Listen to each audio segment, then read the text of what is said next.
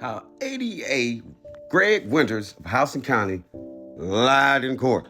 Let's get into it. All right, what we have here is a motion hearing that was held on October 4, 2021 in the Houston County Superior Court in Perry, Georgia. As you can see, Dexter Williams versus the state. Mr. Greg Winter, Assistant District Attorney, Houston County District Attorney's Office.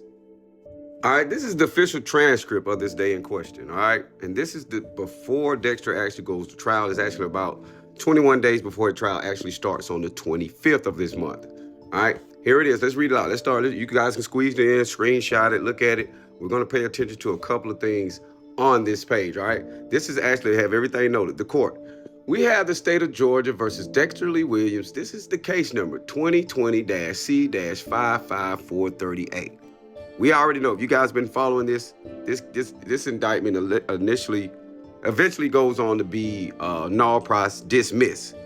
But this is 21 days before, all right? And you can read, we can go ahead and read down, but let's skip down to this last paragraph. That's what the main thing in question is, right?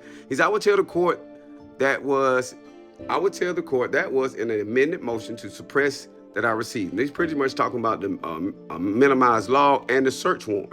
Right? He goes on, she sent me an email yesterday. I had previously not filed in regards to the tracker on the vehicle.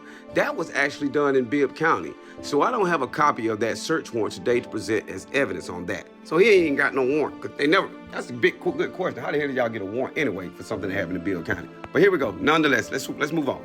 All right, it says, no motions that have been filed. I will tell the court, and just to be candid with the court, the case was indicted previously. And I'm going to present a new indictment to the grand jury next Tuesday. The reasoning is the U.S. Attorney's Office was originally going to handle parts of this case that are alleged to be predicated acts, all right? I have a concern, and I previously had a concern about that, about including them in the predicated acts, but was instructed to go forward with that.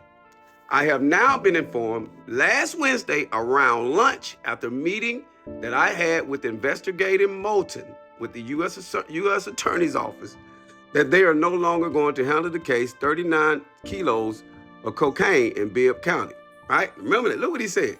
I don't know, this is his words in court. This is what he's saying in open court.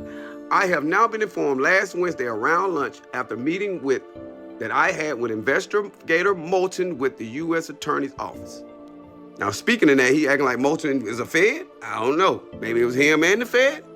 Hey, brings into question. These are words. This is not just a document. Because of that, they are, again, alleged as predicated acts in count 1 of the RICO. I'm going to remove those.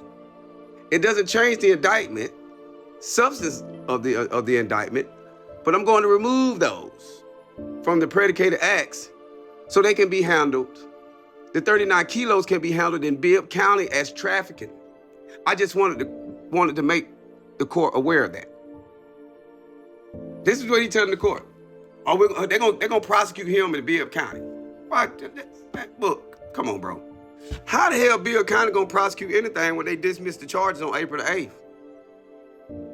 How? How they gonna prosecute anything?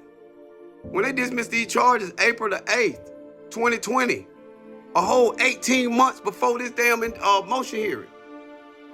And Greg Winters goes on the record to say, we're gonna take the 39 kilos out because Bibb County's gonna charge him with that. They're gonna take that prosecution. When the goddamn charge was already dropped. It's some bullshit, y'all. I'm telling you, they were already dropped. And they come back a year later and drop the same 3 RICO charges against his wife. And look at the reason why. You see the arrows? They didn't have venue. They didn't have jurisdiction on the same exact charges, same exact warrant number. But on August 4th, he ended up talking about Bibb County gonna do this, and they didn't. And guess what? They end up dropping, they end up dropping the charges. The original, they end up dropping the re-indict him, right? On the 28th. He said it in the transcript. You see, they re-indict him on the same charges, right? Check this.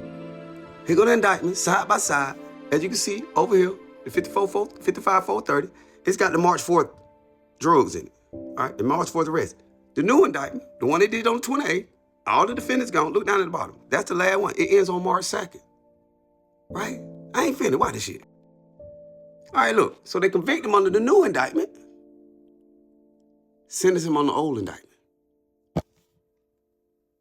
Oh, man, somebody need to get their hands on this shit and free that man. Free Dick.